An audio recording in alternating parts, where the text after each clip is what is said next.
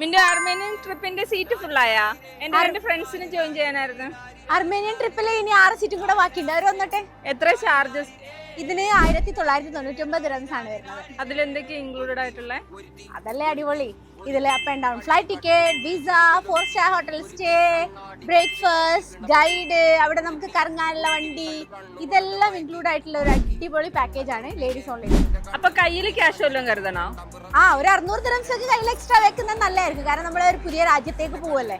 പിന്നെ നമ്മൾ ലഞ്ചും ഡിന്നറും ഒക്കെ ടേബിൾ ഷെയറിംഗ് ആയിരിക്കും. ഒരു 5 പേര് 6 പേരൊക്കെ ഒരു ടേബിൾ ഷെയർ ചെയ്ത് അങ്ങനെയാണ് നമ്മൾ ഫുഡ് കഴിക്കാറുള്ളത്.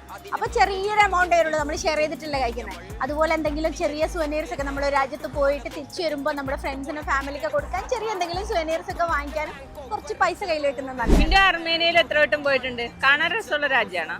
ഞാനൊരു 4 പ്രാവശ്യമെങ്കിലും അർമേനിയ പോയിട്ടുണ്ട്. അർമേനിയ നല്ല ബ്യൂട്ടിഫുൾ ആയിട്ടുള്ള രാജ്യം കേട്ടോ. നല്ല രസമുള്ള രാജ്യമാണ്. എന്തായാലും ജീവിതത്തിൽ ഒരിക്കലെങ്കിലും പോയി കാണേണ്ട ഒരു രാജ്യം തന്നെയാണ്. അപ്പൊ എന്നാ പോണത്?